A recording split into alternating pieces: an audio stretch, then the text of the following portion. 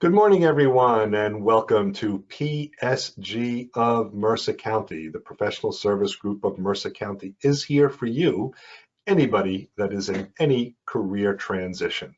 And of course, it's Friday morning, so we wish you a happy Aloha Friday. Because the sun's starting to come out and it's getting a little warmer. I brought out my nice red Aloha shirt today and wanted to share that with all of you. So have a happy Aloha Friday. And also, today is National Wear Your Pajamas to Work Day. And it really just I chuckled when I saw that today was that day, because, who would have thought that that's what we would be doing? But funny is, in the pandemic, we probably can wear our pajamas to work because we would be working from home. And if we're going to be on a video call, I guess we can wear our pajama pants to work with our bunny slippers, even though we're going to wear a nice shirt or blouse or suit top when we're on the call. So you can be a bit more comfortable during your workday now. So some of you, if you're wearing your pajamas right now, kudos to you. The PSG of Mercer County Group is here to help anyone in any kind of career transition. It doesn't matter why you are in a career transition. It could be that you've recently graduated from college or high school and you are now an entry level. It could be that you have an existing career and your company had some kind of reorganization, and as a result, you are now unemployed, or maybe the pandemic impacted your company and your job, or you're taking your career in your own hands and decided it's time for you to make a move. Doesn't really matter. We are here to provide a lot of resources for you to help you become more efficient and more effective in your own job search. We do have our LinkedIn group, so please go look for that on LinkedIn. Our LinkedIn group is, it's not a hidden group, but it is a private group. And you can look for it under PSG of Mercer County. And then when you find it, join the group. There's a join button if you haven't joined the group already. About twice each week, I do check the people that join, because people that request to join aren't automatically put in our group. I do make sure or check that as you request that you have been to at least one of our either in-person meetings or one of our virtual meetings. Do use our LinkedIn group. We will be checking for your attendance because we're trying to keep out people that are only list collectors or interested in collecting names of people for their own benefit. You're certainly welcome to be a salesman in our group, but not if you want to use our list only for your benefit. We're just trying to keep that out. You could post discussions and job leads and articles. I strongly urge you to do that because it does make your profile more interesting in LinkedIn. And you also have access to all over 1,600 members in our group. You can email them. So it doesn't matter that you have a free account with, and you can't send LinkedIn emails, or they call it InMail, to people that are not your first degree connection. Because when people are in a group, you can indeed connect with them that way through the group. So please do that. We also do have our website. It's psgofmercercounty.org, psgofmercercounty.org. Check it out. It is over 120 pages of content. We have a number of pages that talk about different types of job hunting. If you're going to pursue a full-time job, if you're going to pursue consulting, maybe you want to buy a business or start a business, we have pages that begin to talk about that, so it can whet your appetite, give you a little starting information. It's not the be-all, end-all of all that, but it's a good resource as you're considering options in your career and the path for moving forward. So do check out our website, psgofmercercounty.org. Do have a little bit of a public service announcement from our group. Our group is all volunteer-led. We have our leadership. We call us the Executive Committee. It's called the Executive Committee because it just sounds really cool. And so we do have a volunteer opportunity now in our executive committee. We're looking for a new chairperson to lead our presentation committee. And so our presentation committee essentially maintains our event calendar, reaches out and invites program presenters. And then as the program dates get close, you follow up with the presenters to confirm with them and to get any resources like this slide deck and other information. So Kathy had done that for us for actually a couple of years. She's gotten extremely busy and so stepped aside. And if you are interested, you can reach out to me either directly, you can leave a message in chat, or through the PSG of Mercer County email as well. So please feel free if you have any interest. It's part-time, it's not a lot of time, but it does help us out. Right now our calendar is booked into August, so even if you came on board with us, there'd be plenty of learning curve, plenty of time for the learning time, so no worries about that. We're in a good shape now, and we want to stay that way going forward. And if you enjoy it, you could stick with us until you land. So a little bit of an opportunity. Just want to once again remind you of our Q&A and meeting ground rules. So please keep your microphones on mute during the presentation or when you do not have a need to ask a question. And if you do have a question, what we do is ask that you put that in chat. Chat is in the upper right corner of your screen. It's kind of a little circle with a tab. It's called a cartoon call out. So you probably see that in the upper right corner with a number next to it. And so you just type that and you put your question in there. And pose the question to everybody, not just to me, not just to Alan. Alan Kirshner is monitoring, because it'll give an opportunity for the context. Everyone else can read the question if they want. And I am not monitoring the chat because I'm giving the presentation today. So if you only send it to me, there might be a chance that I will miss that, and we don't want to miss your question. And so you'll just type either the word question, or you can type the word question and type your question there. And doing so allows Alan to see that you indeed have a question, not just making another comment or chat message. And Alan will then just say, excuse me, David, we have a question. And you can either ask your question yourself, unmute yourself, or Alan will read the question. So that's the format we've used for a while. I think it's come out pretty nicely, worked out pretty nicely. Certainly makes a large group like ours a bit more interactive, and I think that's just fun. So that is our introduction.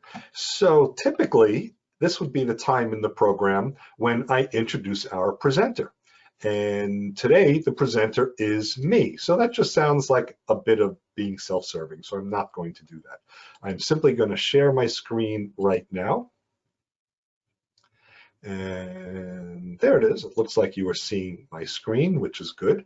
And I will just start from the beginning, and we will be talking about interview preparation and tips. There we go. And so this has been kind of a staple presentation for myself. I do a lot of different presentations. I've had this one for a while, but like a lot of my presentations, I do update them, and I do have this one updated to include interview preparation tips for video interviews as well. But the real key to interview preparation is proper planning. This was the 5 Ps I learned a number of years ago. Proper planning prevents poor performance. And it's really something that's carried me in my career when I've been working, and it was helpful to me when I was in hardcore job search as well. So we will get into it right now. And as the curtains open, first of all, realize that there are different types of interviews. And so there are virtual interviews or video interviews. Some of us think those are new. They're really not new. They've been around for a while, but certainly during the pandemic and COVID, which has been an environment of not meeting people in person as often, it's much more common now than it was this point maybe a year ago. So certainly when you're doing a virtual interview, you do want to dress like it is an in-person interview, at least within the view of the camera. And so you want to respect the interview process. So if you have found out that it's appropriate to wear a suit, a business suit, that's fine. Some businesses are a little bit business casual, dress casual. So if you have a jacket with no tie, that's fine too. You may want to ask the person that has invited you to the interview, what is the dress code? And that would be the same question to ask whether you're meeting in person or in video. Also, get used to looking at the camera, which may be above your screen. And there's different discussion on this. Certainly you do need to look at the screen periodically to get visual cues from the people that are interviewing you to see if maybe you stated an answer and maybe they are cringing and they don't believe it, or they smile and they like it. But as you are talking to people, also spend quite a bit of time looking at the camera, because that's their perception of you. If you are only looking at the screen, you may be having a view, they may be having a view of your forehead, and it looks like you're not paying attention to them. So I realize that you may have to scan down a little bit to look at the screen as well, but look at the camera. Have a neutral background. My background is not quite neutral, but it's not very busy. But usually having a neutral background, one that's not distracting, is very important. And also make sure your lighting is basically in front of you so you do not look like you're in the shadows. And we'll be talking more about video interviews in a few minutes. There are also phone interviews, and that's the virtual interview that we used to have until video interviews just became so popular. I think it's a good idea, use a landline instead of a cell phone. We've all been on cell phones where sometimes the signal fades in and out or drops, or you get static on the line. And if possible, use a corded phone. Not a lot of us have those anymore. I actually have one corded phone in the house, and the reason why I have it is if I ever have a blackout, my landline, my cordless phones won't work, but I could still pick up my corded phone, which is powered by the phone system. It is okay to walk around. Some people like to do that during a phone interview. It helps relax a little bit. But if you do, especially if you have wood floors or tile floors, don't wear hard shoes. You'll hear the clip-clop noises. And since you'll be on the phone and they won't be seeing you, it's not unreasonable to have a pad and pen ready, and you can actually take notes. Or you can have notes that you have already prepared in front of you. So you can use those.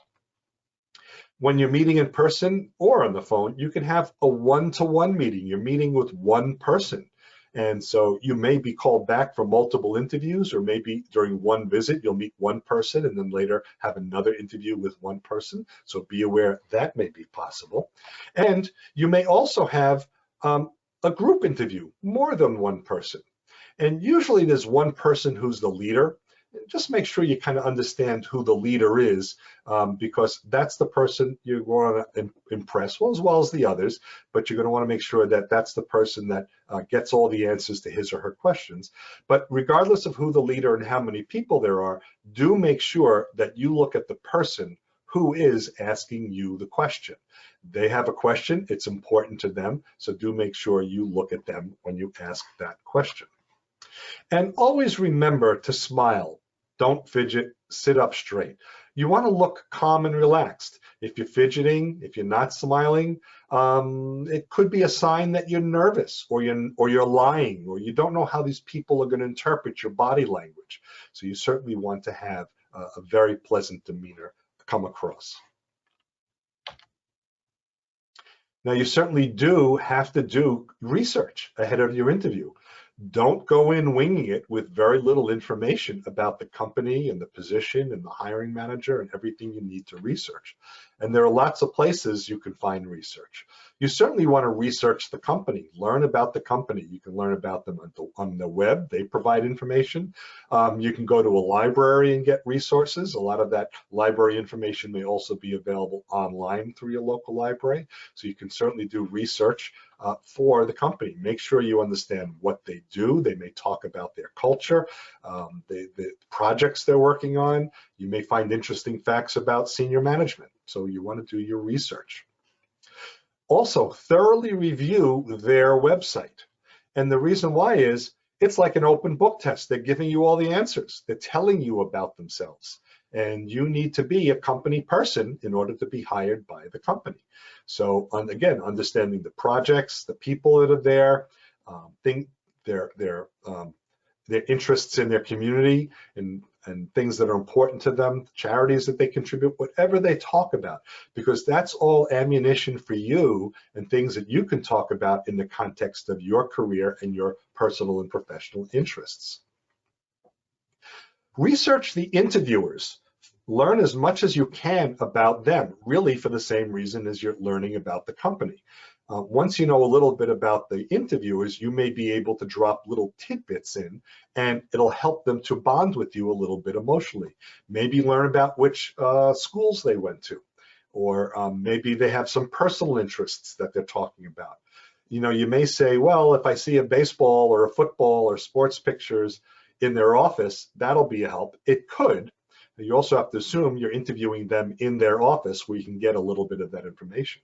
So see if you could do a little bit of that, get that information, do a little bit of that research ahead of time. And LinkedIn is a terrific place for doing.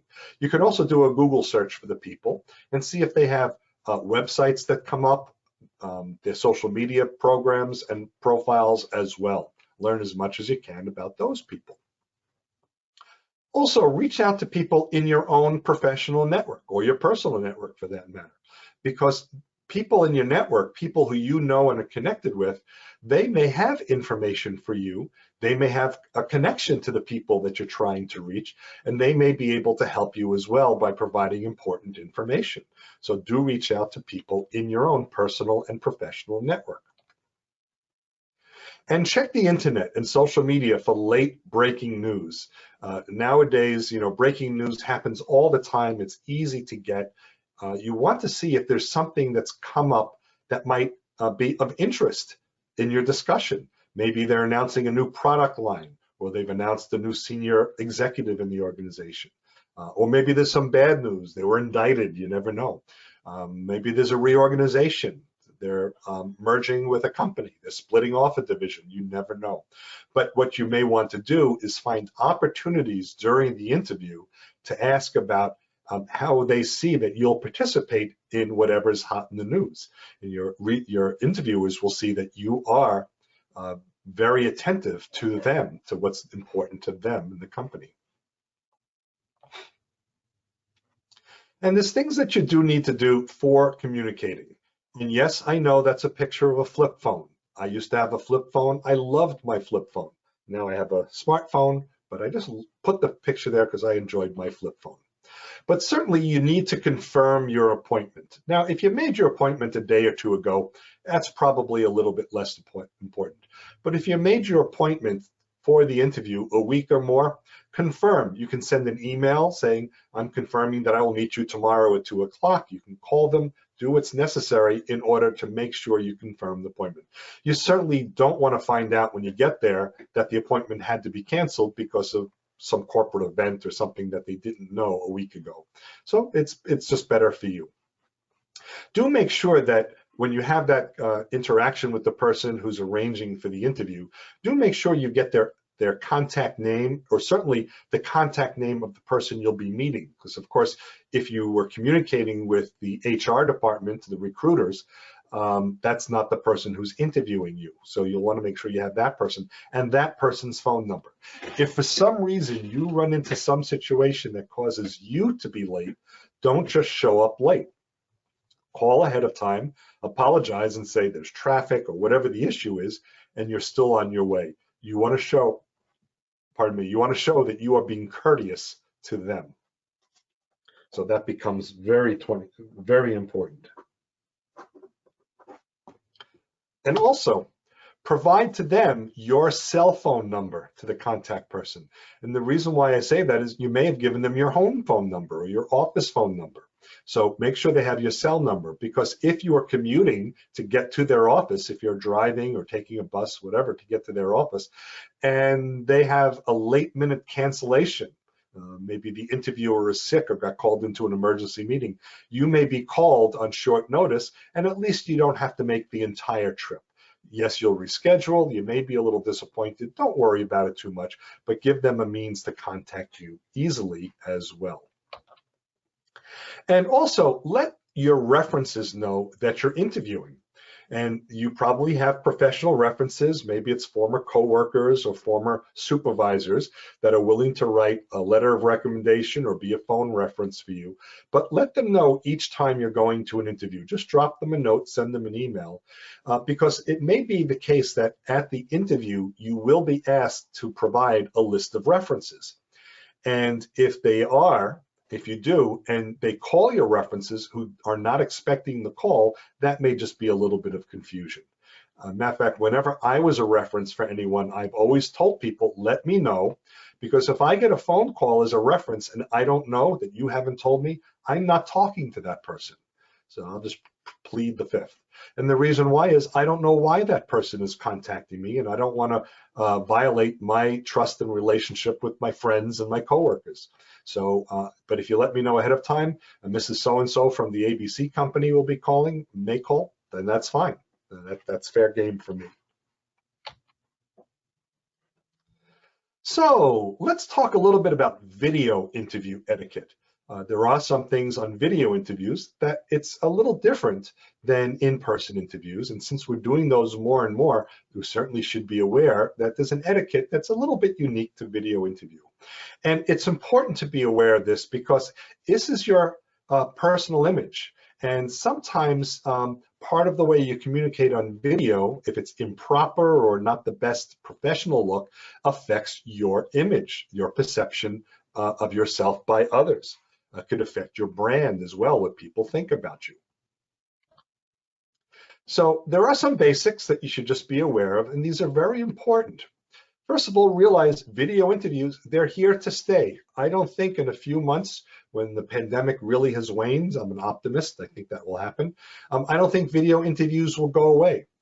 I think the pandemic has demonstrated to companies that this is a very viable and efficient means of interviewing and communicating with people. They will continue to do so.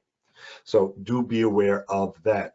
And you know, the COVID experience really has validated that. So it's going to be more and more that's going to happen. There'll be maybe other things that COVID validated as well, like remote workforce and other things. So be aware that I think these are going to be around for a while.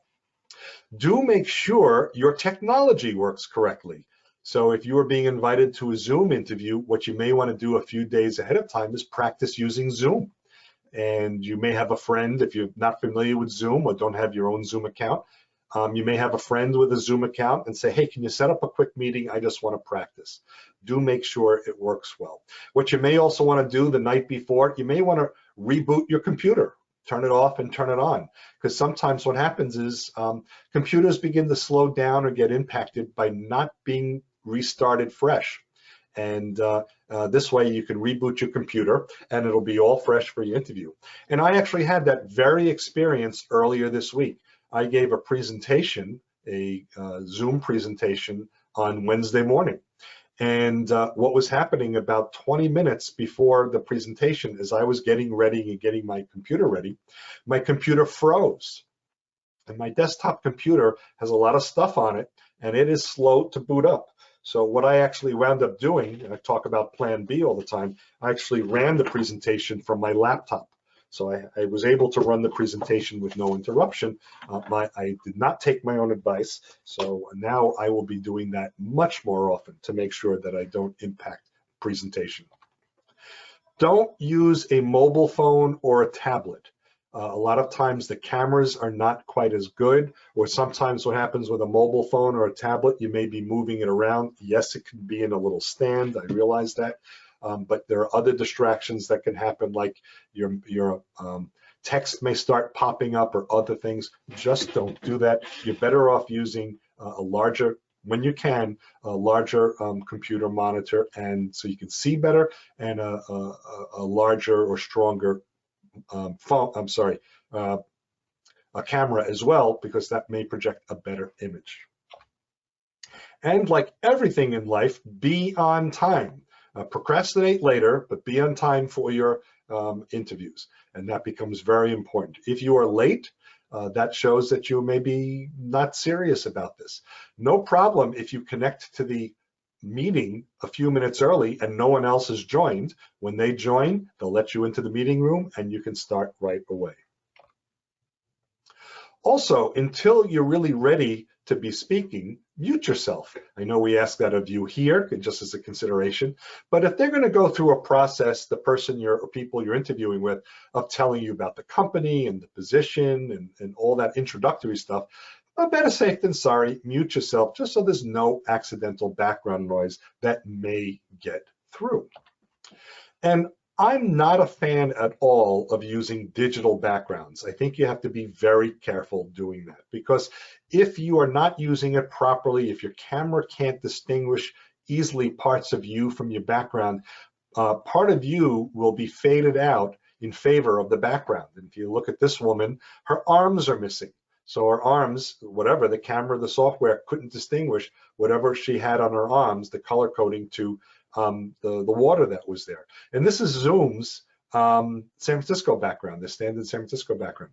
Some of her hair and her shoulders, she probably had highlights in her hair that blended in with the sky and came out. So I would say don't use a fake background. Use a standard plain background. Certainly look at the camera. They are your audience. Don't look at the screen, or as much as possible, look at the camera. So to your interviewers, it looks to them like they're looking, like you're looking at them, and that becomes very important. Also, wear work appropriate clothing, and certainly from the waist up. So it certainly shows that you are honoring the interview process, you're respecting the interview process. So certainly anything in camera should be work appropriate. Of course, anything off camera can be casual, and you don't have to worry nearly as much as that. Now, I have heard stories that there have been some interviewers on video interviews have asked the candidate to stand up. They want to see if you're wearing pants. Better safe than sorry, I guess. I think that's a little weird. I don't know why anyone really would ask that, but if you're concerned about that, do wear an entire work appropriate outfit. And pay attention to the meeting host. There's nothing more annoying than being ignored. And so if you have your phone in front of you, or if you've got another screen on the side and that's monitoring your email and that's going, and you're constantly distracted, it's going to look very poor on you. You will not be making a good attention. It's just too easy to do these things because they're off camera.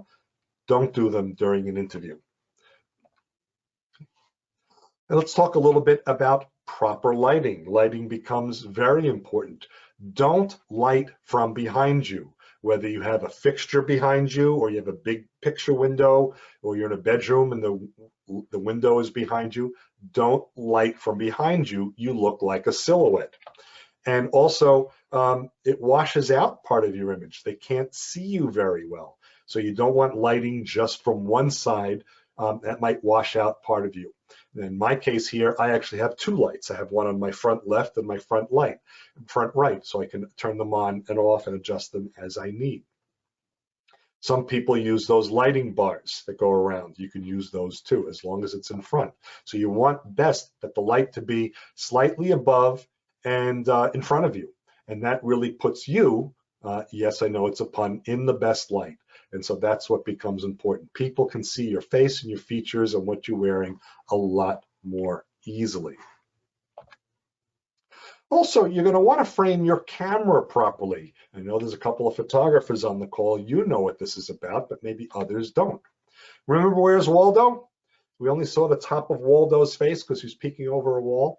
So this gentleman probably is using a laptop or tablet computer where he can move the screen so he can see you appropriately, but the camera is on top and he probably has it leaned just a little too far back, so we're only seeing the top of his face. So it may be good for his experience of how he's seeing all of you on the monitor, but us who's interviewing him, we're only seeing the top of his face. That's not really very good. This woman, same thing, and also poor camera position is very distracting to others. This woman, again, probably using a laptop, has it too far forward. It's good for her, but it's not good for us. But a good camera position does make for a very pleasant experience. So certainly you're going to want to keep yourself properly framed, have your camera properly frame you. It becomes very important. David, we have a question. Oh, okay. This is from Kathy.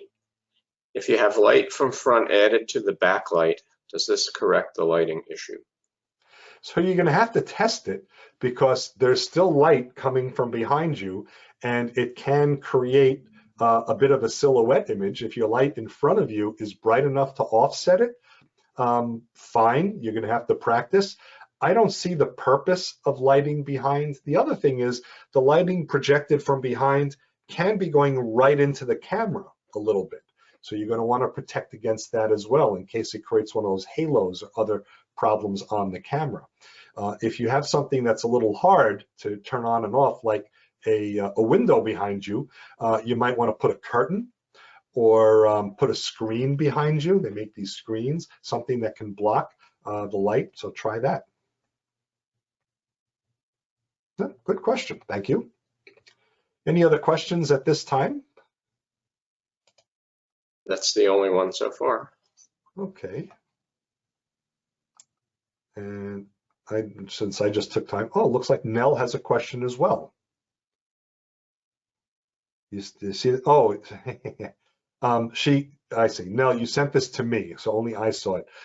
So I will read out this question, or Nell, if you want, we can unmute you.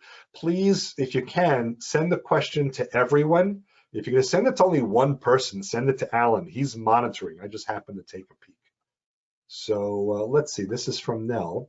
Should you look up at the camera or face forward when you're on Zoom? If you have Zoom meeting with 2 hiring managers and only the organizer's phone, should I ask for the phone number when in case of Zoom doesn't work? I'm going to confirm my cell phone as backup when it comes. So you have a couple questions here. Should I look up at the camera or face forward when you're on Zoom? Yes. So you want to be looking forward. And I'm going to show an example of that actually in just a minute of what happens when you don't face forward. You want to, as best as possible, simulate personally engaging with the person on the other side. And so if you are not facing the camera, but it's convenient for you not to, then people are getting a different impression on their side. If you have a Zoom meeting with 2 hiring managers, only one organizer's phone, should I ask for the phone numbers just in case? It couldn't hurt, but as long as you have at least one of those phone numbers, that becomes relevant because now you have a means to contact somebody at the hiring company. So if you're going to be interviewing with multiple people, at least you'll be able to contact the one. But if you had the 2, it's backup. What if the first person doesn't answer the phone?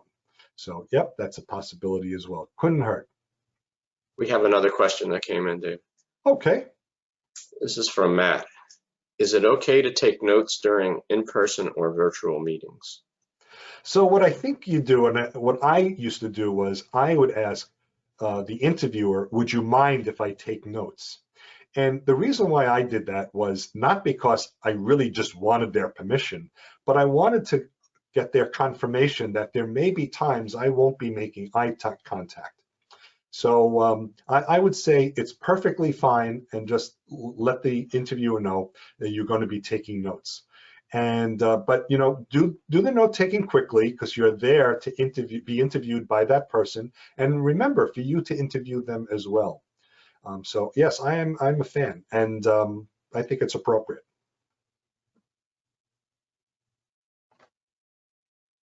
Okay. Any others, Alan? No, that's it so far. Okay. Let us keep moving forward. So we talked a moment ago about framing the camera. Let's talk about the position of the camera in relation to you, and that gets to one of the earlier questions. Don't place the camera above you or to one side. And so the question was, should I look at the camera? So look at this gentleman. I'm guessing he probably has 2 monitors. A lot of us work that way, 2 monitors, one on the left, one on the right. And what I suspect is the camera is on the monitor to the left, certainly the camera is, and he's probably looking at the images on the monitor on the right. So we're seeing the left side of his face, he's not looking at us. I've been on a couple of video interviews like that, and I find it very distracting myself. It just shows that that person is not being very attentive to the process. But of course, if he was looking at us through the camera, it would be a more normal communication relationship. Don't place the camera below you. So this woman seems to have enough light on her face, but we're kind of looking up her nose. And so it's really not the way we communicate with most people, unless most people you communicate with are 6.5 feet tall. So this is not really a normal position. We're looking kind of up under her chin, under her nose. We're looking at her ceiling. So it's not really a normal communication. It really should be a bit more eye level. So think of like Goldilocks and the 3 bears. It's got to be just right. Put your camera at eye level because that's what we, the people looking at you, are used to seeing. So keep your camera at eye level. We have another question that just came in, David. Okay. This one is from Sam. What's your perspective on microphones and/or headsets? I'm comfortable with them. I don't see a problem with them. The reason why is I think most people know that headsets and microphones are part of the video chat process, and will not think unusually about that. If you're a little self-conscious about it, and I'm not self-conscious, but I use earbuds. They're just a little lower profile. That's what I like to use. The microphone may make the sound a little bit better. So yeah, I think it's okay to do that. Okay. Okay, we will move on. Plenty of time for other questions. And think about your work location, where you're actually conducting your video interview. Well, you certainly want to be in a quiet place. You don't want to be someplace where you can be distracted. Now, this gentleman, this is actually, you can find this on YouTube. It's called the BBC interview. And this gentleman, I guess, was in a quiet place, and he was being interviewed on television when his child ran in, and then his wife ran in to grab the child. And that was all on live television. You certainly want to be someplace where you're not going to be interrupted at all. You certainly don't want to have a busy background. A busy background is distracting and unprofessional. This gentleman probably has his home office in his bedroom, and it's clear that he does not keep a neat bedroom, and you just don't know what other people are going to think about. They'll say, well, he's dressed nice, he's professional, but look at the way he keeps his life. Maybe a messy life is going to be a messy employee. You don't know what people are going to think. So you want to not have a busy and distracting background. This gentleman is using a simple background. Looks like just a white curtain, and I think that's very appropriate. There's no distractions at all. So I think a simple background is best. Another question came in, David. Yep. John is asking particular questions we should always ask in an interview. So John, if you don't mind, hold that thought just a little bit, because I actually have slides about that. So if you don't mind, let's just wait a few minutes and we will get to that. And oops, I have a typo on this. I got a private message. So thank you. My next update will be in a quiet place. I should be in a quiet place, not a quiet. Thank you, Adrian. Adrian is a social media person and she's very attentive to these things. Thank you so much. Oh, intermission time. So are there any additional questions at this point? We've got more slides coming up, but anything that comes to mind? You could just digitally raise your hand, type the word question, we will unmute you, or type the question right there in chat. Or you can do one of these 4 things, restroom, get a breakfast, whatever you want. I have not had my cup of coffee. I am dying for my cup of coffee, which I'll have at the end of the meeting. Well, Let's see.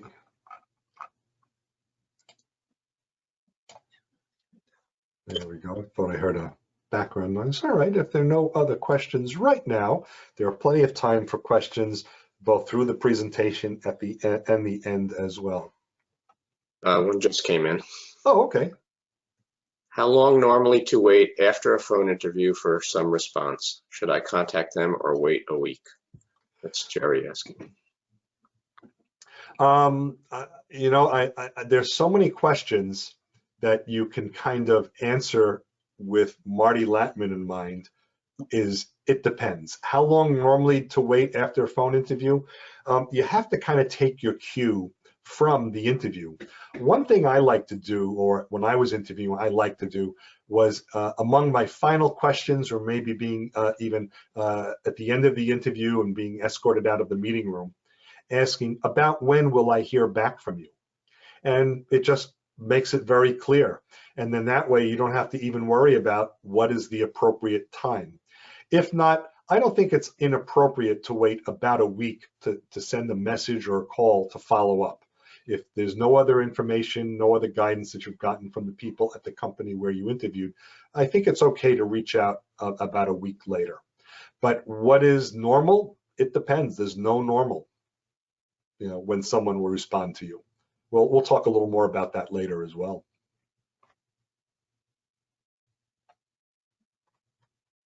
Okay, so let us move past the intermission. So those of you may remember that if you go to a show and there's an intermission, some may remember movies with an intermission, then the curtain opened and we continued. So let's talk about your attitude and appearance. And while we think a lot of this in terms of in-person interviews, a lot of it applies also to video and virtual interviews as well. So during the day, you want to keep your routine as normal as possible. Get up your regular time, get your night of sleep. If you exercise in the morning or the afternoon, do that, because it'll really help you stay more relaxed. If the day is normal and you're just having a conversation with someone at some time, which is your interview, you'll be much more comfortable through the interview process. Just keep your routine as normal as possible. Try not to work up your nerves or get too nervous. It's just a conversation with somebody else. Maybe the night before, or if you have a late interview later, early in the morning, lay out your suit, iron your clothing, get prepared. If you have a morning interview and you have to maybe drive early, 9 or 10 in the morning, you may want to do it the day before. You want to get the wrinkles out and just be prepared. Make sure you have the proper blouse or shirt and any of the, tie or jewelry that you're going to wear. Just have it all ready so it's one less thing to worry about the next day. It's all prepared for in advance. As for hygiene and grooming, my advice is, yes, do both. Especially for in-person interviews, you don't want to show up as if you just came from the gym. So do make sure that you take care of your shower before the interview or that day, properly comb your hair. If you wear makeup, do that as well, and make sure that you are as presentable as possible. And choose your accessories wisely. Your accessories could be your jewelry and pocket handkerchiefs and things like that. You don't want to have too much, because you don't know if some people may be thinking that if you have lots of jewelry, it's too much, or what an impression it makes. You don't want to be, you want it to be matching, right? So you want to have, brown shoes, and you want to have a brown belt. That's what people say, dressing for success. So you want to make sure that you're dressed appropriately and your accessories are appropriate. Shine your shoes, especially for the in-person interview, because there are people that put a lot of value into shoes. And so make sure your shoes are shined, or at least get the dirt off, and it can help make a very positive experience as well. Excuse me. Also, in person, no perfume or cologne. You never know if the person you're interviewing may actually have a cologne allergy or a perfume allergy. If that's the case, your interview ends right away. So I think the counter to that is, of course, proper hygiene and proper grooming, so that you don't have the opportunity to need perfume to hide anything. So you do have to be very careful.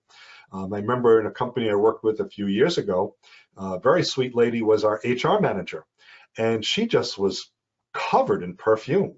And so we knew when she was about to come into the room because it preceded her, and we knew when she left because it hung around. She just put a lot on. Now, I didn't have a perfume allergy, but I can imagine some people, if they would have been very uncomfortable.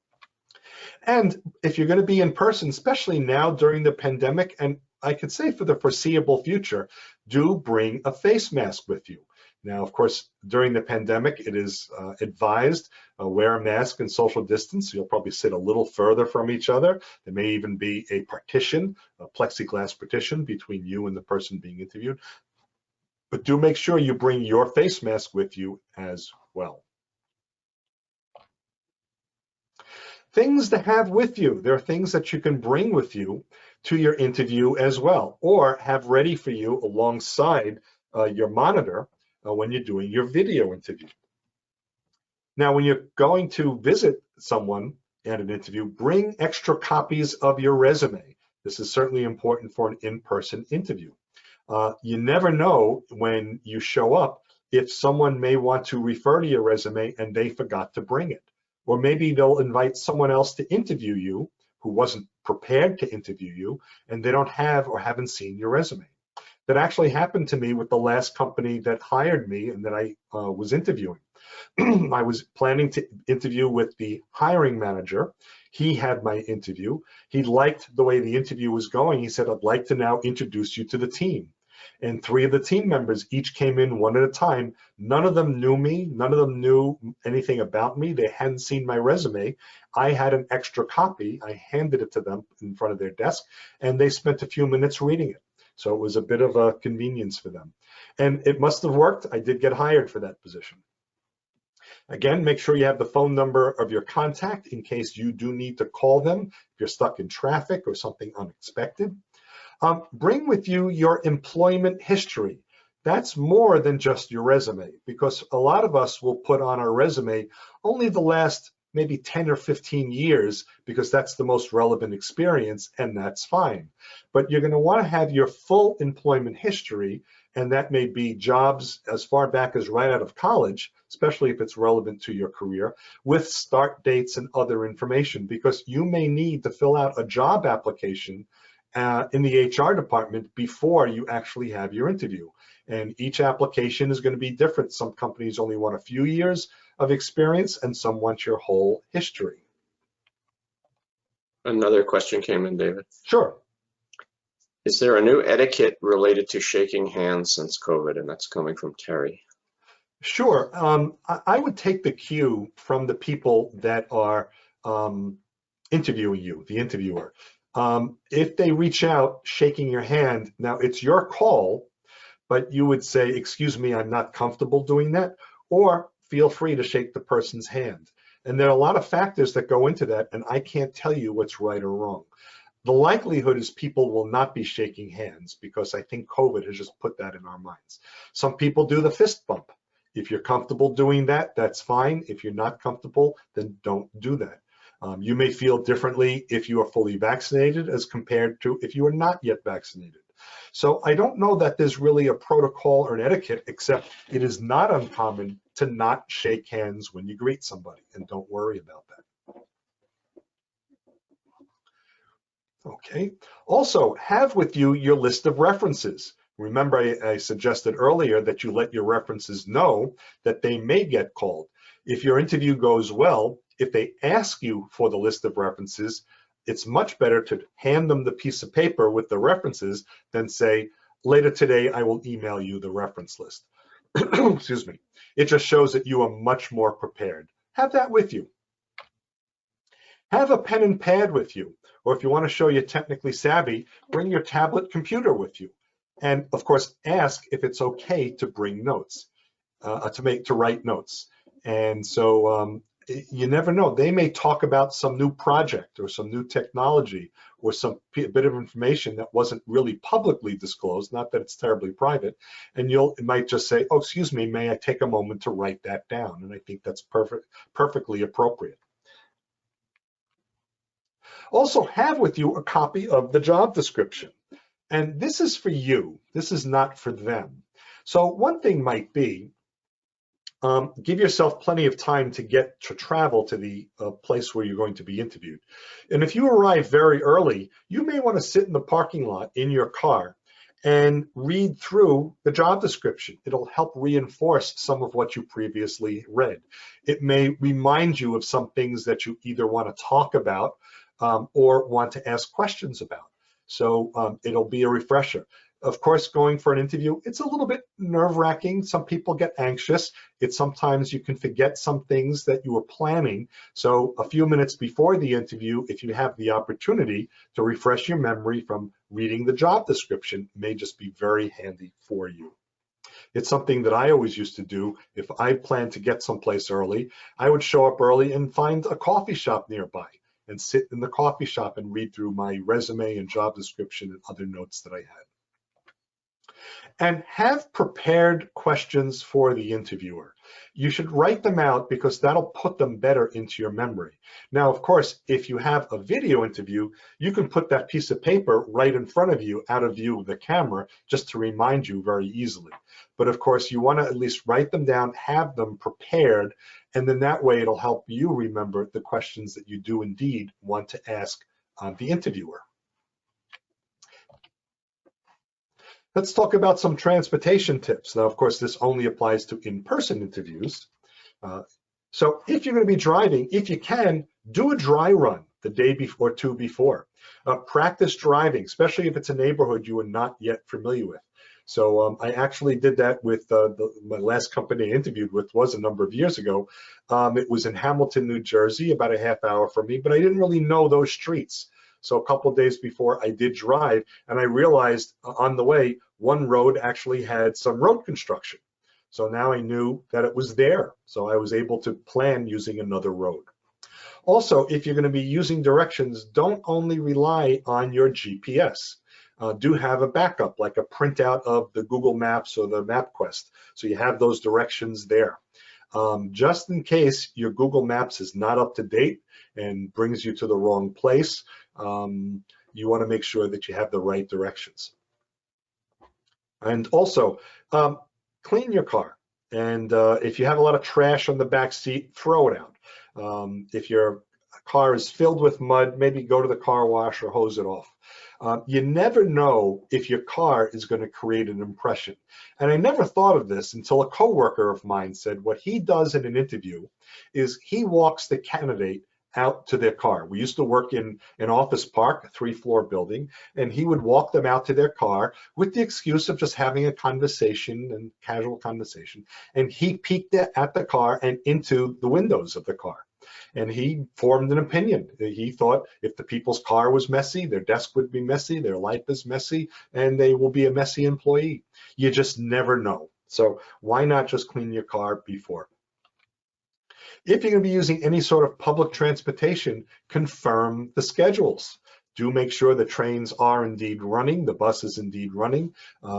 Sometimes with the trains and buses, they have holiday schedules or other schedules that are a little bit different. Probably in COVID, their schedules have changed quite a bit. Don't rely on an old schedule. You can always look online. Flights, sometimes planes are delayed, so you may want to check that as well. Check the weather, check the traffic, see if there's anything that could slow you down. Even if you give yourself plenty of time, maybe you have a 45-minute ride, but you give yourself an hour, hour and a quarter. Just give yourself, make sure that the traffic and weather won't be a big factor. You may need to leave a little bit earlier, and do allow plenty of time. And like I said, I would arrive very early. And I would usually find a coffee shop or someplace where I can sit down, take out some notes as a refresher. I always felt more comfortable going to a coffee shop rather than sitting in the parking lot of the building where I was interviewing. And the reason why was, if for some reason the person walked past me and spotted me, and then later realized I was the person a half hour ago they saw in their car, I was just wondered if that may be weird. If there are no coffee shops nearby, park in the parking lot of the building next door or down the road. Find your shopping mall, park someplace else, but give yourself plenty of time. So this was a question that came up a little bit earlier, so thank you for your patience. There are different types of questions that you are going to be asked during an interview. And so we should talk a little bit about that as well. So there are behavioral questions. These are questions where what they're trying to do is anticipate your future behavior based on your past behavior. A lot of times these are situational. They happen sometimes. Maybe they're hypothetical situations. How might you handle a situation like this? So your employers or interviewers may want to understand how you may act or respond to certain situations. I used to like these questions when I was hiring people. I used to find real world situations, maybe something that happened in the office in the last few days, and then talk about it in an interview and ask the candidate what they would do. So I used a real world scenario and created this behavioral question based on it. I always liked those as an interviewer. There are resume related questions where your interviewer is going to delve into the facts of the resume. These really should be the easiest questions for you to answer because you wrote your resume and it's about what you did professionally. And so you should be able to have those in mind. Of course, make sure you refresh your memory, look over your resume before the interview, but these basically should be ones you're very comfortable with. There are performance assessment questions. They want to assess your strengths and weaknesses. And sometimes they even ask you outright, tell me about one of your weaknesses. Tell me about one of your strengths. They may ask you, how did you achieve certain tasks? How did you complete certain tasks and achieve certain goals? They want to see how you actually performed during work. So these are questions that are important as well. You know, what were ways that you did to keep your team working on time and keeping within the project plan, something along the lines like that. So they'll be asking questions about your performance. There are kind of stress test questions. They may ask you how well you've handled challenges in the office. What was it like dealing with someone who argued with you all the time? What was it was like dealing with someone who challenged every one of your job requests? What was it like working with customers, clients, people in other departments, things like that. And they want to see how you handle those situations. Now, it's kind of a clue also to you about what their environment is like, because if they're asking you about stressful situations, they may have those in the office. It may be an opportunity for you to not only answer the question, but turn around and say, tell me about the situations in the office that are similar. I'm curious about the question. So that's an opportunity for you to learn more about the organization. Remember, you're interviewing them too to see if it's a place you really want to work. These are fun. Sorry, David. Yes. Yeah, go ahead. There's a question that came in that's very pertinent to what you just said from Terry. Is there a tactful way to shift the discussion when it seems like rapid fire questions coming from the interviewer to try to make it more of a discussion versus an inquiry? Yes, what I like to do, and Alex Freund talks about this a lot, and I know Terry knows Alex. Alex is very fond of answering a question and then, because it's being asked, but then turning around and asking a question of the person that just asked them. So maybe using the example similar to before. So if they said, how do you deal with difficult coworkers? And you could say, well, in my prior position, I happen to have a coworker who was very difficult and challenged me in certain ways. And here's the way that I dealt with that person. I'm curious, do you have difficult coworkers in this role that I'll need to know about? And now you're kind of turning it around on them. That will certainly slow the pace down, because now they're being put in a position to answer your question. I think that could be a very effective way. And I know Alex teaches that quite often. I didn't see, I don't know if Alex is on this call today. Shout out to Alex. Dumb questions. These are fun. These are really used to kind of test your ability to think on your feet. There are a lot of tech companies that like to use this. And like Google is known for dumb questions. But really, they're not dumb questions. But your first thought in your mind is, wow, this is a dumb question. An example, Google had one, how many golf balls will fit in a school bus? That could be considered, wow, that's really a dumb question. You don't even make school buses. There's only one wrong answer. So there's really no right or wrong answer, but the one wrong answer is, that's a dumb question. Never say it that way. But what they're going to want you to do is work out the problem. And you can even admit, I've never considered that before, but I suppose the way I would attack this problem would be try and understand the volume of the school bus with all the seats and other equipment that are inside. And once I define the volume that's available to me, I can measure the volume of a golf ball, and then I can, using basic math, come up with a reasonable number that will give me that answer. And so they're kind of understanding your thought process. So that's why they ask you these types of questions. Are you a critical thinker? Can you think on your feet? Another type of question that may come up are illegal questions. And they do get asked occasionally, and you have to be careful of that. It's your choice if you do want to answer the illegal question or not. So the illegal questions are typically about race, gender, religion, marital status, everything that I've listed here, disabilities, ethnic origin, ethnic background, country of origin, sexual preference, and lately, since last year in New Jersey, salary history. It is actually illegal in New Jersey to ask your salary history. Employers cannot use your salary history as one of the decision factors in hiring going forward. Now, I did try to look up in New Jersey. I did not get the answer. Is there any time they can ask salary history? The best answer I found was the way New York handles it. They can ask salary history after you are offered the job. And the reason why is they are going to use that as a reference question. You know, David said he made $50,000 at the last job. Is that true? So they'll use it for that purpose. In New Jersey, they can ask salary history if you've broached the topic, because now you're kind of saying it's okay to talk about. So if you say, oh, gee, at my last job, I made a lot more money than you're offering. Now they're going to say, what is that last salary? So do be careful that you don't disclose that or give them an opening right away, but it's technically illegal. Should you answer any of these questions? It's up to you. You are legally not obligated to do so, but you are a little bit of rocky territory because they did ask a question they want to know an answer to. And a lot of times these illegal questions are actually rooted in very legitimate reasons, and they just ask them the wrong way. So here's an illegal question.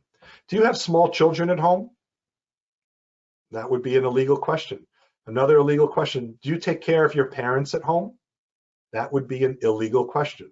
But maybe they have a real need to understand that is not really based on your availability. They may ask a question like this that's perfectly illegal.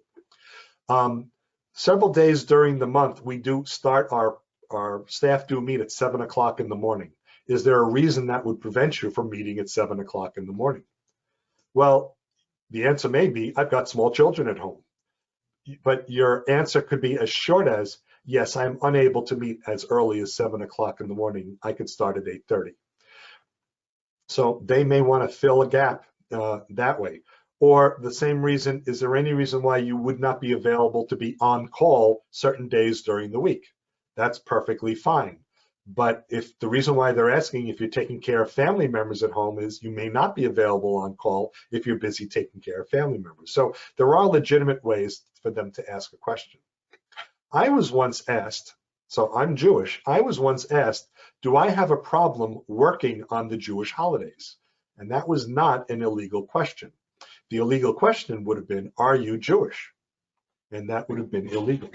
And the reason why they asked me if I have a problem working on Jewish holidays, it was for an IT manager position at Central Synagogue in Manhattan.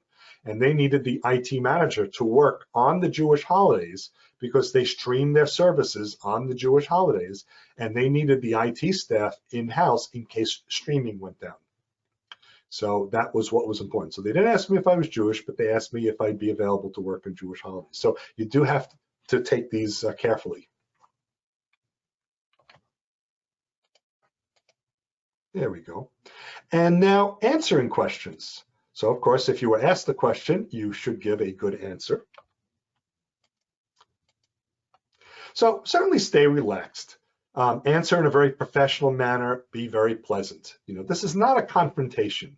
This is informational. People are trying to get to know each other. It's almost like being on a first date. You're trying to get to know the person that you're sitting across from. And I guess it's very much like a first date. And answer with specifics. Don't answer with generalities, because they're asking you a question about a specific situation or something on your resume or how you might handle a problem. So you want to make sure that you answer with examples that are very real rather than guesses. Of course, the dumb questions would be the exception to that. But how do you deal with a person in conflict in the office? If you've never had a conflict in the office, don't make up an answer. Tell them it hasn't been the situation for me. If they ask you what you might do, well, then you can answer that way. But always answer with specifics. Be concise. Don't ramble. Don't talk on and on and on and on. Oddly, I'm just talking on and on and on right now, but of course I'm doing a presentation. But you want to get to the point. I think the typical answer should not exceed much more than a minute, because you may be over-explaining something, or you may be taking up too much time and not engaging in a conversation. You're just doing all the talking. So just get to the point. answer the question very specifically and do your best not to ramble. Now, you can always have a follow-up question where you can give more information. Yep. Be truthful. Lies may come back negatively. So if you tell someone, yes, I managed a team of people, and no, you didn't, and they didn't validate it, and now you're going into the office managing a team of people, and you don't know the first thing to do, it will be seen right away. And you may wind up losing the job because you've lied. So be truthful always with all of your interview questions. You don't want those lies that come back and affect you in your career. And as much as possible, use accomplishment stories. They're sometimes called SARS, Situation, Action, Result.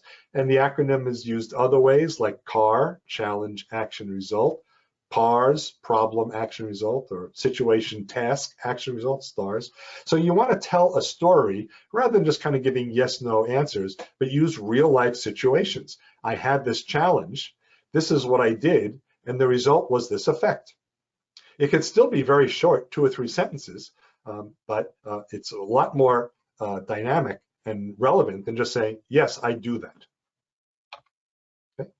And expect follow-up questions. It's possible that your answer will be intriguing and they'll want to know more. So you'll engage in that conversation or that dialogue.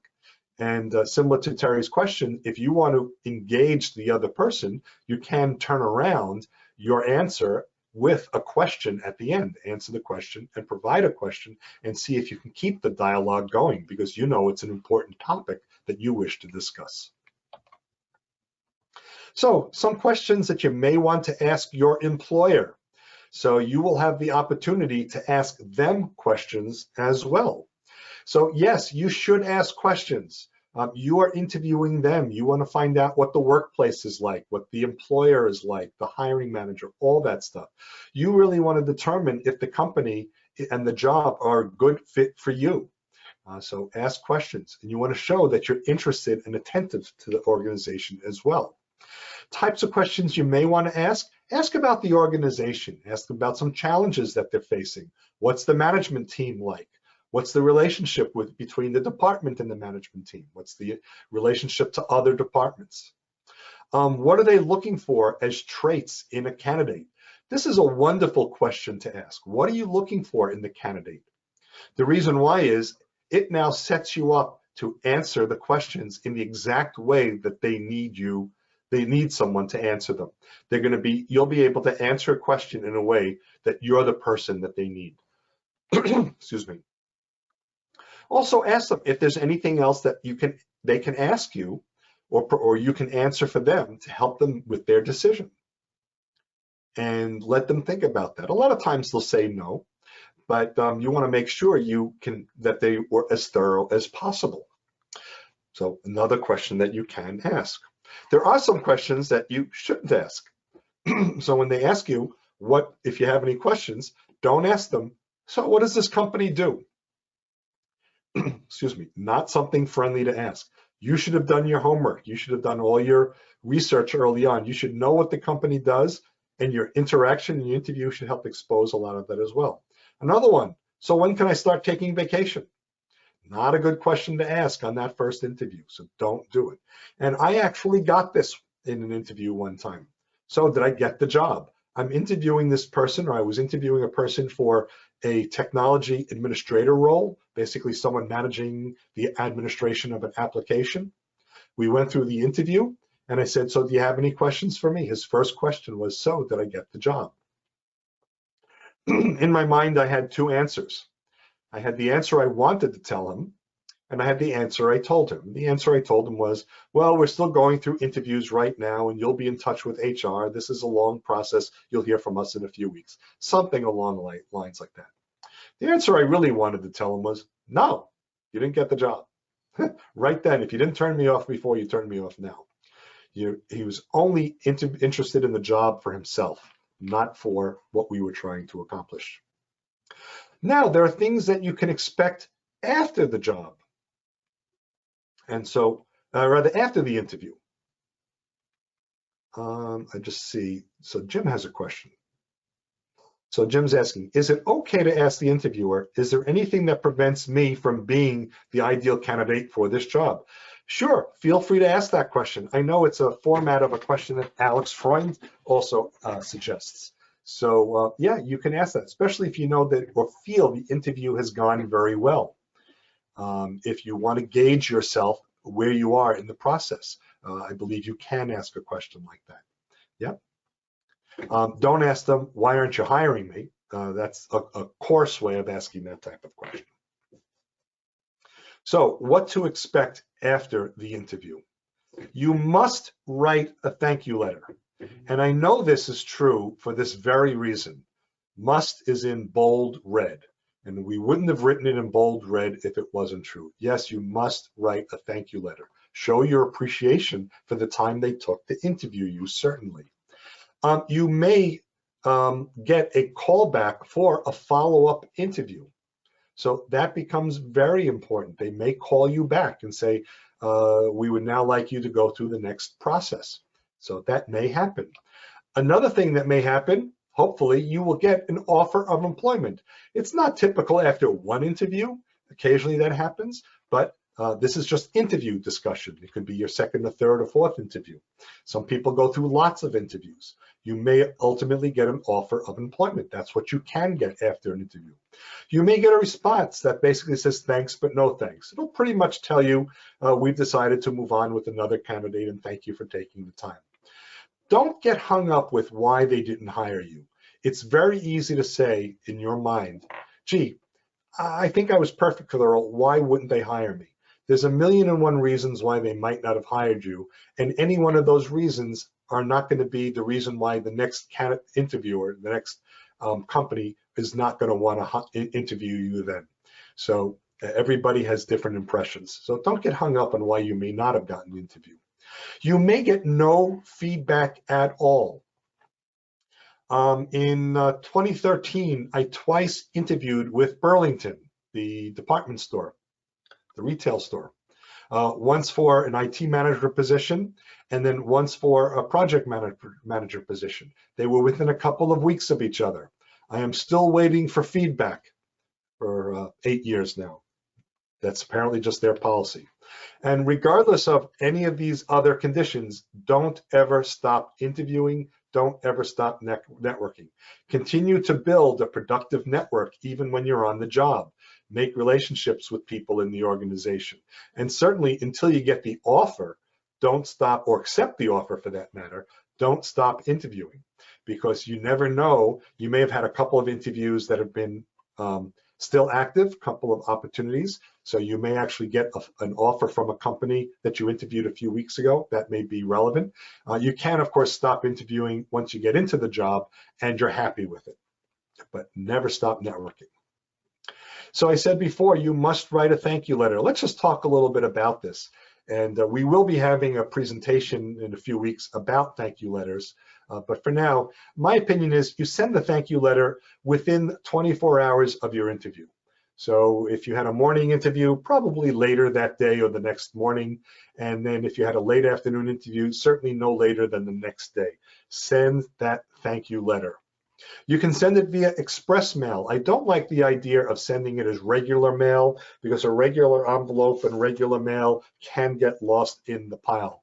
I realize express mail is expensive, but you get a nice big envelope that stands out and everybody opens express mail right away. If you send it as email, don't send the thank you note as the email content. I would use a word processor like Word or Pages or whatever you use, write a very nice letter, you can even make a letterhead, and send it as an attachment so that they have something to open and they can print out separately on a piece of paper. I just think that's a much more professional presentation and format. You should use formal and professional writing. No acronyms, no LOLs, no text speak. You can use, of course, professional acronyms if they're in the context of the role. So that's not a problem, but not text and Twitter type language. Don't use those. You're writing a business letter, use big words, full words. And my opinion. Question that came in, David, sorry. Sure. Is it okay to connect on LinkedIn with a potential boss during interviewing? What I'm comfortable doing is waiting until the interview process, not the interview, but the interview process has completed. So the difference between the interview and the interview process is if you get interviewed and then later you get a call back for another interview, you're still in the interview process. So the interview process ends when they say, we've moved on, or here's the offer, or you've accepted the offer. So I think while you're in that process, I'm not comfortable doing that.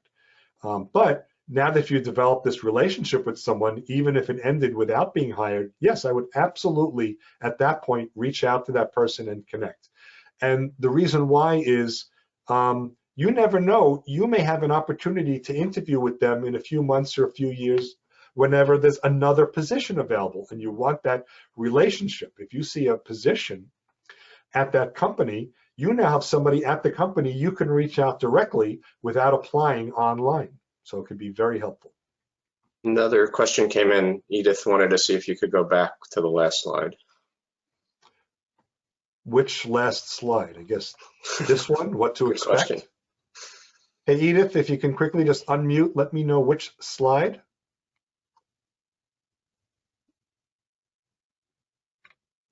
No? If not, remember this presentation is being recorded and it will be posted later today. So you can always come back to it again. And the slide deck is available online right now. And I'm going to show you where in just a moment. Another question came in from Jim. If you send the thank you as an attachment, then what do you say in the body of the email? I would simply say something very brief. Thank you for the opportunity to meet you this morning or this afternoon, and just have the attachment right there. That's what I would do. People are used to receiving emails with attachments. You could even put in parentheses, refer to the attached. Formal writing, letter writing, whenever there's attachment, there's usually an indication at the bottom of the letter that there's an attachment. You may just want to reference that. It's okay. Yep. So for the thank you letter, we talked about have a professional format and have it in 3 paragraphs, not 3 sentences. I can remember when I was a hiring manager, when I got thank you letters, it was, thank you for the interview. I enjoyed the opportunity to meet you. I hope to hear from you soon. That's not a thank you letter. That's not a productive thank you letter, I think is more appropriate. And I don't put any value in that. And I was someone who I read cover letters and I read thank you letters. So I think the 3 paragraphs should thank the interviewer. Thank you for taking the time today. I learned a lot about your company and it was very important, something like that. The second paragraph, reference one or more key discussion points, regarding what we talked about in terms of managing project teams. Remember that such and such, I do such and such. You get the last word. You get the last word in the interview, and this is your opportunity to remind that hiring manager of something that was important to him or her. And then express your interest in the position and that you would like to come back again, or that you would like to continue the discussion. So it doesn't have to be an opus. It doesn't have to be a 3-page document. Keep it to 3 short paragraphs. I think it's much more productive. And if you had multiple significant interviews, each cover letter must be a little bit different. You probably had different key discussion points. It's not uncommon for people to share thank you letters with each other. I know in the one company I worked for, even when HR got a thank you letter, the HR manager forwarded it to me. So you don't want it to be a carbon copy. You want it to be unique to that person that you were talking to. And as I said a moment ago, this is your chance to get the last word in an interview. Not a lot of times in a conversation or an argument, you get the last word, but this is a way for you to remind those that you just talked to of something important. So as we wrap up, do your research. Very important to really understand all about the company, the people that you're interviewing. You got to be as prepared as possible. Don't forget video etiquette. Video interview etiquette is a little bit different than it is going to be in person. There's a lot of overlap between the two, but video does have some other etiquette as well. Do bring the things that you need to bring. Do be prepared before. Lay out the clothes. Get all prepared. Don't leave everything for the last minute. Keep your routine as normal as possible. Prepare your attire, your clothing, your jewelry, and such. If you're going to travel, plan to have plenty of time. Plan your route. Be prepared. And be prepared for the different types of interview questions that may come your way. When you answer, be pleasant and answer with specifics and have your questions prepared. Following these simple steps can help you be more productive and more successful during the interview.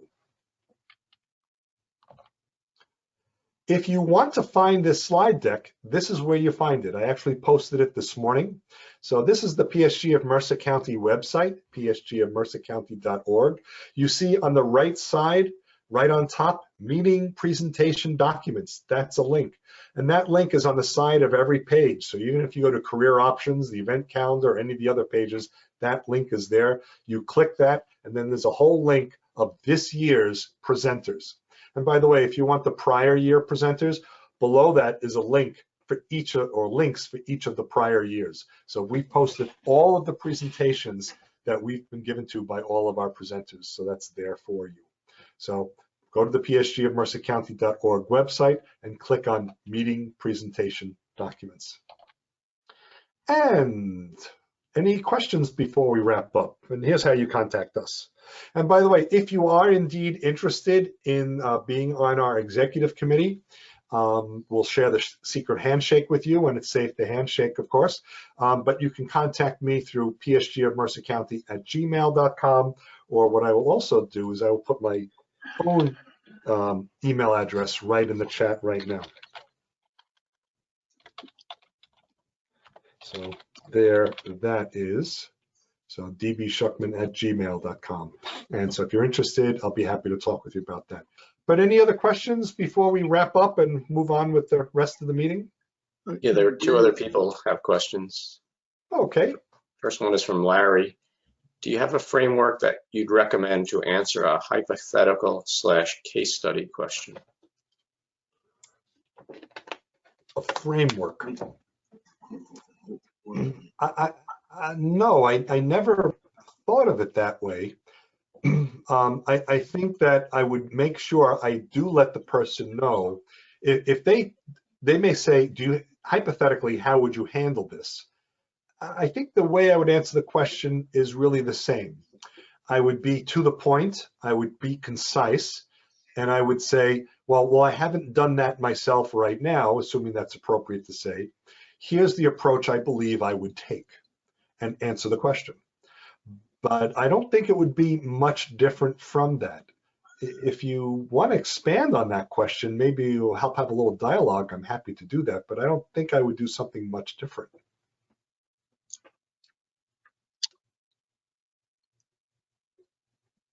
And then Nell had several questions. I could read it for you. You might just want to take a look at it. Oh, let's see. Make sure I get it. Last slide. Thank you. The frame. Okay, so here's Nell. Oh, I have glare on my glasses. Okay. Is that because of the lighting or anti-glare? As far as I know, I have anti-glare coating in my glasses. Excuse me, did someone say something? Okay, so as far as I know, I have anti-glare coating. I hoped I minimized it from the lighting on the side. It could be coming from the monitor in front of me. So that's where that is. Are you aware of companies asking candidates to meet in person right now? Usually first interviews are not in-person interviews, but from what I've heard from people that I've talked to, give or take, the last interview will be an in-person interview. It's not uncommon. Certainly in the case when the companies do have an open office. Now, if companies still haven't opened their office, that may not happen. So if you are uncomfortable going to an in-person interview because you have not yet been able to get a vaccine, what is an appropriate way to ask for a Zoom interview instead? I think honesty is the best policy. But you may be able to work with them on that. So you may say, I have not been vaccinated yet. I am concerned about social distancing and personal interview. How are you managing that in your office place? And just ask them. And they may make you feel comfortable, assuming that you are comfortable going someplace like to a grocery store or to other places where they have barriers and other things. They may say, oh, well, we have sanitizer in the office, and everyone who uses a pen to write, we then put that and get sanitized on the side. You'll use your clean pen. And we have plexiglass barriers at everybody's desk. I think you'll be safe, and if you're comfortable, I'd like to invite you in. So I think you can broach that. Given that this is the pandemic, you are not odd for asking a question like that. It's not an obsessive compulsive thing. It's nothing like that. This is our new normal right now. Jim has a question also. Okay, Regarding thank you letters, is it okay to send a letter of reference along with the letter if they have not asked for a letter of reference? I don't believe so, and I would not do that. I'm also not the person who meets somebody in a networking group, says, hi, nice to meet you, here's my resume. If you didn't ask for it, I don't give it to you. You can offer it if you feel that it's important, but no, I would not send anything with the thank you letter unless they asked, can you send me such and such? I just think it's a little presumptuous. That's me. Yep. This is Carol. Actually, a number of years ago, an HR professional at the director level did send a letter of reference.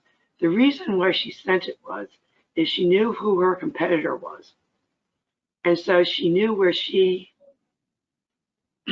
outperformed her competitor and what her strengths were. So she had her letter of reference, write her a letter extolling where she exceeded that of her competitor.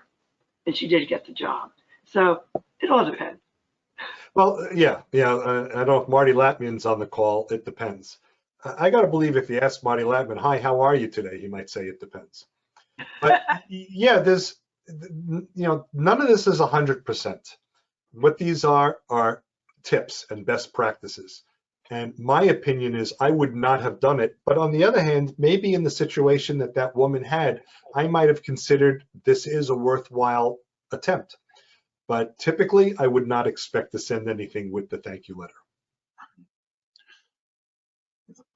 David, it's John. I wondered if you flunked the interview. They said thanks, but no thanks. But this is a place you really want to work. About asking for another bite of the apple.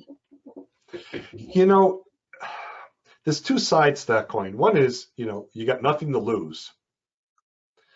You could ask them, would you mind spending a little time with me and just help me understand why you did not consider me? They may not want to answer those for certain legal reasons. The other side of the coin is, if you're an optimist, the next time they have a job opportunity, you may want to interview with them. And are you being confrontational by doing that now? So I think you have to, for yourself, weigh what do you think is right or wrong for you in that situation. You've got nothing to lose if that's the job that's really right for you. And you want to say, look, let me really demonstrate why you should consider me. On the other hand, if that's too much of a challenge in their mind, or sour grapes or something, you may have lost your opportunity in the future. You don't really know. It all depends on what the interviewers themselves how they're going to react. One thing it does do is differentiate you from the rest of the folks. Yep. To the extent that they put out thanks, but no thanks, 99.9% never hear back anything. In 1999, I interviewed with a company, and I learned I came in second, late summer 1999. And it was what it was. They hired somebody else as a software manager. And not long after, I reached out to the hiring manager, and I said, hey, I just got another job. I'm now in your neighborhood. I'd be happy to keep in touch. And I don't remember word for word what I wrote. And he wrote back, congratulations on the job. Yes, let's stay in touch. So rather than saying, hey, you know, you really should give me a crack at the job that you didn't hire me for, I just said, let's stay in touch. And he and I probably exchanged 2 or 3 emails over the course of about 6 months. It turns out, let's see, that was August of 1999. In February of 2000, he reached out to my recruiter, my headhunter, invited me back. He had another software manager position opened. And he didn't say, do you want to interview for this? He said, we have this position. I'd like to discuss this with you. I was the only candidate he considered. So you have to weigh, you know, maybe the long game versus the short game. And I was more comfortable, and I know a lot more now about job search now than I did then, but I was more comfortable maintaining the relationship and see where it would take me later. That was me. I mean, it's certainly a networking ploy, because you just never know what's down the road. Yep. And by the way, John, I was with that company for 12 years. So it worked out well for me. So I think that's a strategy I'm comfortable. But if you really can make a case and you've maybe felt you want another shot, in one sense, you have nothing to lose because that job was already declined for you. Looks like there's another question. What info should we include on the reference list for each individual? It's not a lot of personal private information. It's going to be the full name, their phone number, and what the relationship is. You know, manager at the former company. Yeah, that's all it has to be. That's from Nancy. Okay. Dave, another question. What do you think about taking interviews for jobs that don't appear to be exactly what you'd like? You know, I'm a big fan of practicing interviews when you can, and this may be an opportunity to do so. So that's one reason why you may want to do it. I don't think you should interview for a job that you're wholly not at all qualified for. But if you're qualified for it and you're not interested in it, I would say it may be worthwhile to have a real world interview. The other thing that could be beneficial to it is, let's say the position is not of interest to you, but the company is. You now are making a very good impression, hopefully, with somebody in the company. And if weeks or months later, new position becomes available, you don't have to apply to the applicant tracking system or mail a letter to HR. You've got someone that you could talk to that already knows a little about you and could be your way into the company. Interesting question. David, another question came from Vito. Is there a guide for the number of references to include on the list if they do not specify a specific number of references? I don't know if there's a guide, but the way I would answer it is I would have 3 references. You know, 2 is probably fine too. So if they just say, send me your references, 2, maybe 3. I think that's sufficient. Yeah. Anything more than 1 is optimistic. That's my opinion. Okay.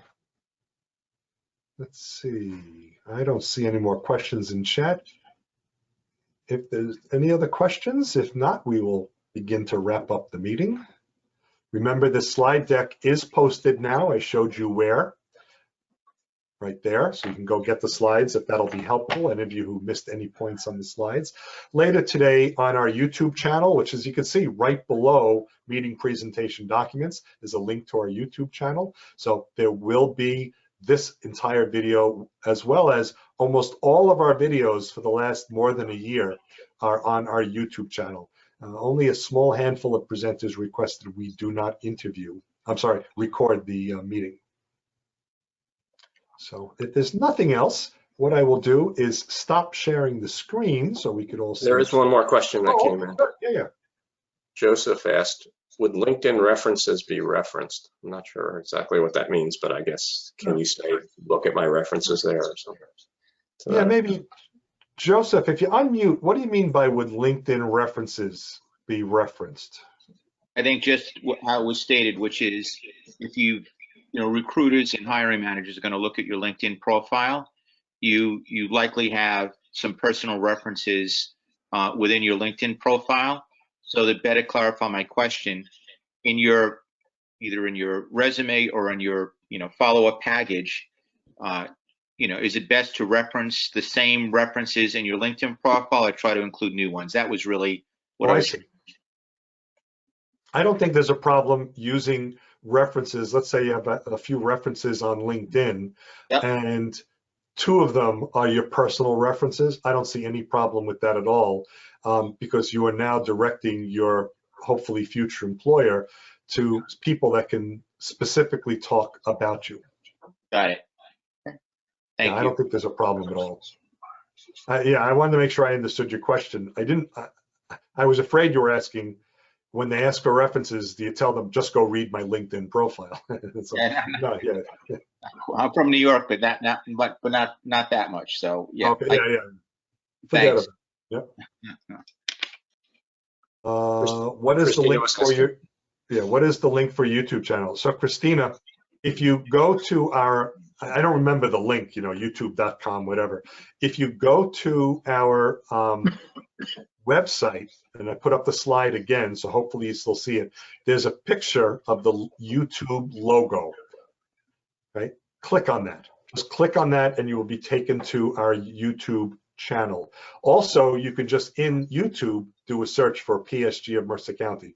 Off the cuff, I don't remember the link. The link does have the name PSG of Mercer County in it. I just don't remember it. And by the way, when you're on the YouTube channel, if you'd like, click the subscribe button, and that way, as we start posting, YouTube will let you know that there are new posts as well.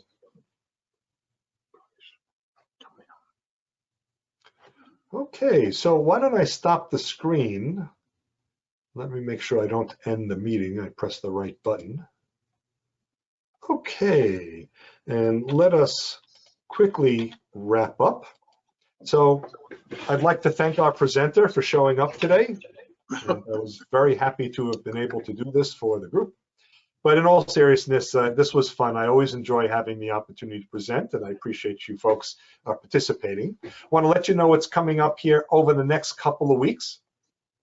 Next week, April 23rd, Bill Pagula will be here. Bill is on our executive committee, a real strong supporter of everyone in career transition, and he will be talking about develop your marketing plan. Your marketing plan is not your resume. It's another document that helps you with your strategy and promotion in job search. Bill is a bit of a master of this, and he also has his own small business, so he is certainly a planner. So develop your marketing plan. That's April 23rd. The following week, April 30th, it'll already be the end of April, Melanie Haslam will be here. Melanie will be talking about avoid getting scammed.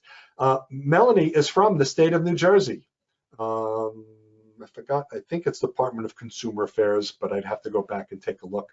I did not make that note in my document here. So she is from the state of New Jersey, and she will be talking about avoid getting scammed. And there are lots of ways that people are trying to scam us, maybe to steal money or worse. So you will want to find ways to avoid getting scammed. And other programs and other meetings in the area tomorrow, the Career Support Group will meeting. It's tomorrow morning at 8:30, careersupportgroup.org, careersupportgroup.org. And Benny Racine, the leader of the group, will be giving a presentation. It's also a marketing plan presentation. So if you're available tomorrow, it's called Creating and Executing Your Marketing Plan. You may be interested in that. And of course, the oldest continuously running job seeker support group is New Jersey Job Seekers. They meet each Tuesday evening at 7:30 in the evening. And I did put the meeting connection info right in our LinkedIn group. So look for one of the discussions in LinkedIn. I put it there yesterday. Monday mornings at 10:30, PSG of Central New Jersey, our cousin organization, they will be meeting. psgcnj.biz, psgcnj.biz, Monday at 10:30. And our other cousin organization is PSG of Morris County, psgmc.org, psgmc.org. They meet Wednesdays at 9:30. Both groups also have spectacular programs that you may be interested in. So we will be keeping this session open, not the recording. I'll stop the recording in just a moment. But for people, if you want to just hang around and chat about something that may be important to you, we'll be doing that. It'll be like hanging around the library's meeting room at the end of the presentation. So just hang out for a moment while I simply say thank you very much, everyone. Glad you were here to join us, and have a good week. I'll look forward to seeing you virtually somewhere else. Bye, everybody.